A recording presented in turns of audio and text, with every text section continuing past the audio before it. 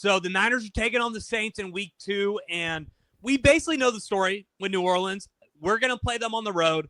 We're a little bit injured. We're probably not going to have Brock Purdy, but this was widely regarded as the worst team in the NFL coming into the season. You got Kellen Moore coming in with his first year as the head coach. And I don't know if you watched all the games, Sage, but they lost 20-13 against the Cardinals. I thought it was honestly just one of the most boring games that I've watched. You had the Saints come in with probably the worst jerseys I've seen in the last couple of years when it comes to the NFL. So what were your impressions? Did you watch the game? And if you did, what were your impressions on the Saints when you watched? I thought they looked like what I thought they'd look like. I mean, it didn't seem like the Cardinals played particularly well. Your boy was running open all game, Marvin Harrison. It just Kyler couldn't connect with him. Told you a couple times. But I mean, is it because the Saints are shit, or are the Cardinals that good? Because I'm buying that the Saints are just shit. It seems like the Cardinals could have put 30 on them. They just played a bad game, still won with ease. I mean, how are the Saints going to exploit the Niners, right? Are they going to run with Alvin Kamara? Because I can't see an avenue where they pass all over this Niners defense, being that Spencer Rattler is their quarterback. Well, they had the worst run blocking grade, according to PFF, in week 1. They have one of the worst quarterbacks in the league in Spencer Rattler, a guy who basically was drafted to get, or whose replacement was drafted, and they want the fuck out of town. It's just they're waiting for Tyler Shutt to take over. So I don't think that it's much of a change for the defense, right? Like, obviously the Brock Purdy news is what's going to be circling the entire game. That's what's going to be dominating. It's going to be Mac Jones, but I don't think much of the Saints. Like, it's hard for me. There's no interest in them. You can't really dive into it. I mean, the Niners Saints have history. I have here, they're 5-5 in their last 10 games. They've given us some bangers over the years. This is going to be the exact opposite. This is going to be Spencer Rattler versus Mac Jones versus the ghost of Chris Olave and what's ever left of the Niners receiving corps. So I'm expecting just a gritty, low-scoring Niners just, grind them and win this one. So what I will say, Sage, when I was watching the game, I was kind of impressed with their defense. I thought they made it pretty hard on the Cardinals, and they did have a chance to win the game. Jawan Johnson almost caught that pass to bring it to OT. So it wasn't a situation where I was, impressed with the Cardinals, but the Saints were almost in that game. When you're looking at the team itself, they did not have a good defense last year, right? I think they were the second worst rush defense in the entire NFL. So you're expecting Shanahan to want to expose that with the zone run scheme, but they do have some guys, Sage. I mean, you have Cam Jordan coming in who, is 36, and that's something that you're seeing with that entire defense. You have a lot of guys who, if you look back 10 years ago, were really solid players in the NFL, but now they're 36. They brought in Justin Reed from the Chiefs, who had a good game from what I saw on Sunday, but yeah, it really comes down to what stands out to me is that you have an offense with playmakers like Chris Olave, Kamara, who I still think is probably about 80% of whatever prime Alvin Kamara was, but a couple other guys like Raheed Shaheed, and they have a solid O-line. But it really just comes down to the fact that Spencer Rattler did not look good at all. He has some mobility, but he basically has the traits of every shitty quarterback that you ever seen where the decision-making is just terrible. He holds on to the ball way too long, and he struggles with accuracy. But he does have some talent in the sense that he can move around a little bit, and he's got a live arm. But, yeah, I don't know. We'll see. Let's just dive into kind of the keys to the game. What are you looking at? How are the Niners going to try to attack the Saints? What are they going to try to make sure that the Saints aren't going to do to make sure that we don't get upset? Because this is only set at -3 right now. I feel like Vegas thinks that the Saints are a live dog. So with Mac Jones coming in, I don't think this is a for sure win for the Niners at all, even though we may be sleeping on the Saints a little bit. I think the only thing I'm sure of is that the Niners have the two best units in the game. They have the best unit. I think their defense is going to absolutely dominate. If the Cardinals defense could dominate the Saints, I think that the Niners defense, with a week of film, some preparation, some guys getting some reps under their belt, I think the Niners are going to be able to dominate the Saints in the trenches. Hopefully, you can't let them run against you. I think that's their key to winning the game is, can Alvin Kamara get unlocked? Can he move the sticks on you? Because I don't expect Spencer Rattler to be able to move. I think Deommodore Lenoir is going to put Chris Olave in jail. I mean, do you really think that though? Chris Olave is good, man. Dude, I really don't think he's that good. I think he's soft. I mean, he's injured. He went to the blue medical tent, the three worst words in sports. I don't know, man. Like, where do you see like an avenue where this team could generate offense without the Niners turning the ball over and shooting themselves in the foot? I get you don't have Brock Purdy, but you still have Christian McCaffrey. It's not like Brock Purdy was doing the Niners defense any favors last week. They still were able to keep Sam Darnold under wraps. They still were able to keep JSN under wraps despite a couple big plays. Shut down Cooper Kupp, the second option. Rashid Shaheed's a guy who makes me a little bit nervous because he's fast. He can slip out, maybe pop the top off the defense, slip in for one, but I just can't see it. Like, these are scenarios where I'm trying to talk myself into the Saints, when in reality, sometimes in the NFL, you just get a shitty game, and sometimes it's going to be a grind, and I think that's what it's going to be. It's going to be Mac Jones passing the ball no more than 16 times, a lot of McCaffrey, a lot of Brian Robinson Jr. You run the ball, you don't let them run it on you. One thing I saw that was interesting was that what'd you see, baby? The Cardinals had the highest rated pass coverage last week, and I just think that goes to show, like, I don't think that's a Cardinals secondary thing. I think that's the Saints just being the Saints thing, and that the Niners are going to have a lot of success defending the Saints. Can they just generate enough points? I think 17 gets you the win and the cover. Yeah, what I'm looking at is with the Saints team, when you have a guy like Rattler, basically my keys to the game right now is you got to keep Rattler in the pocket because he can run.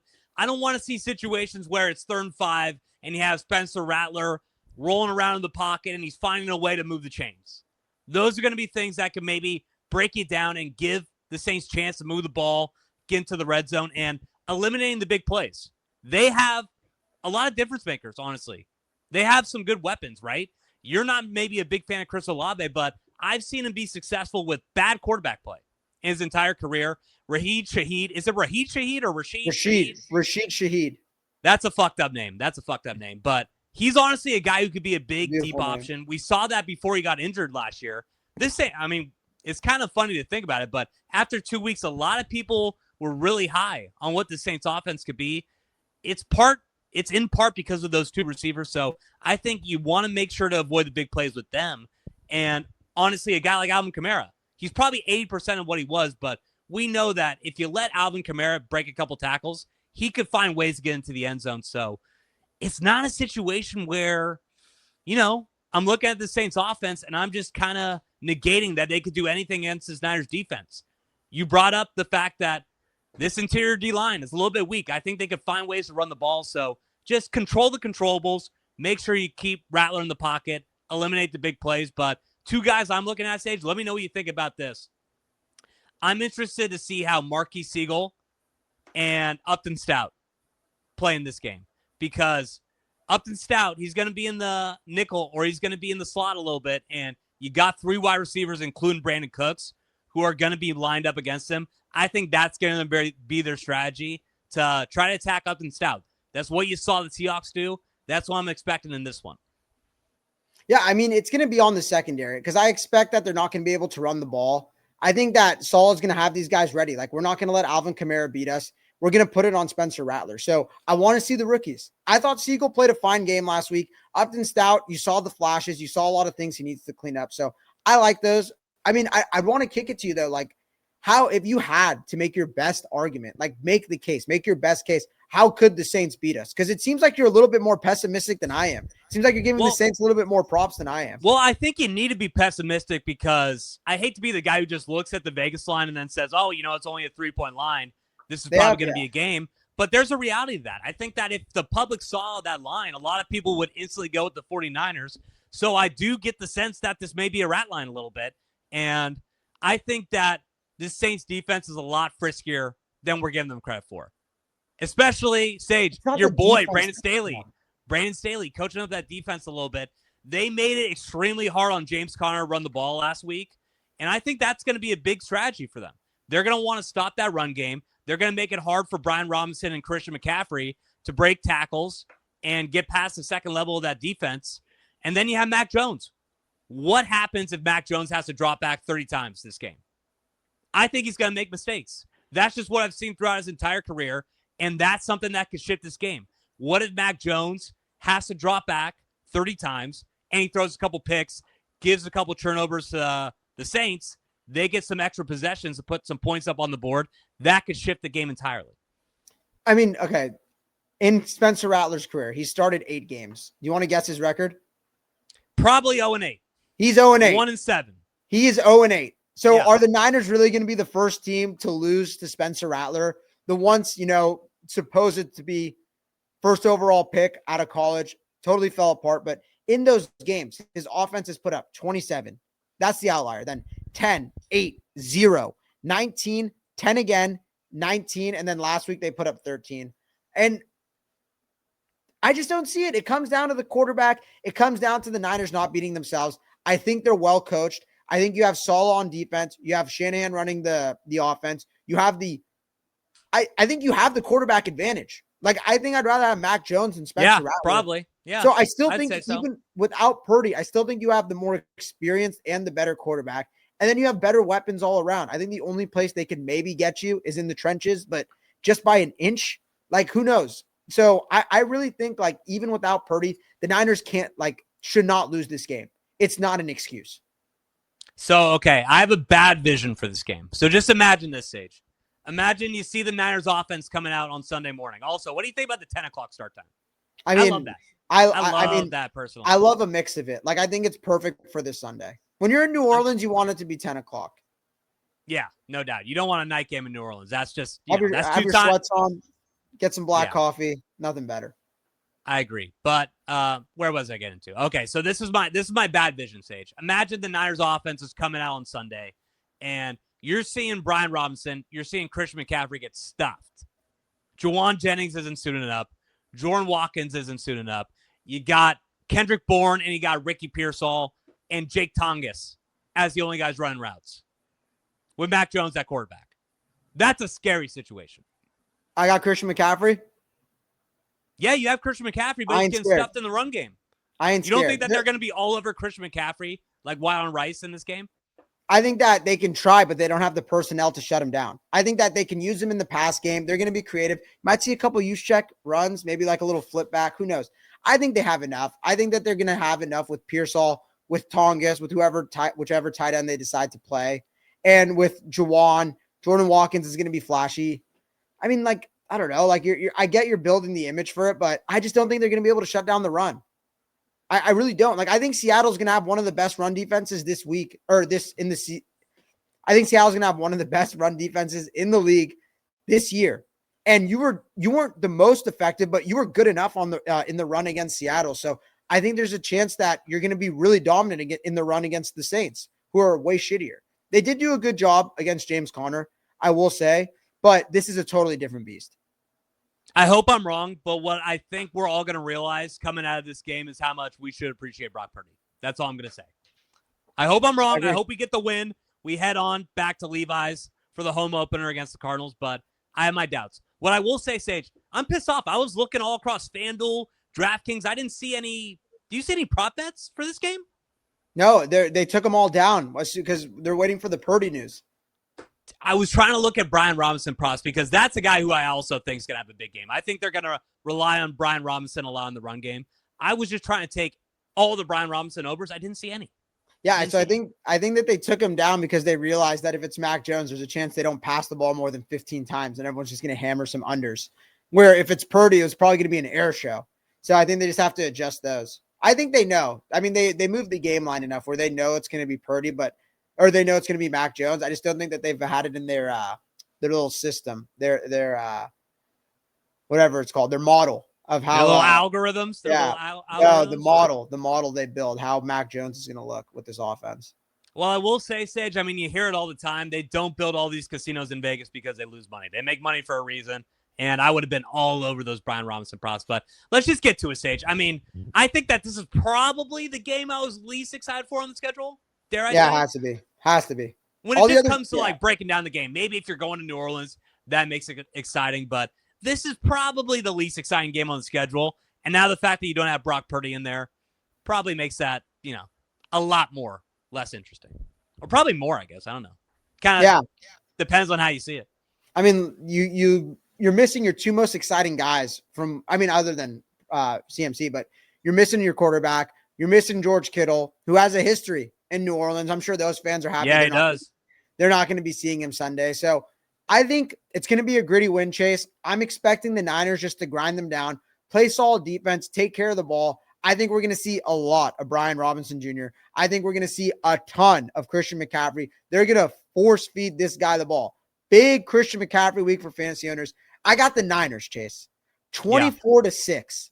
I don't think they let the Saints get into the end zone. I think they'll let them, kick some field goals. Niners are going to take care of the ball, run all over this Saints defense. I think 24-6. Niners win big in the Bayou. Ooh.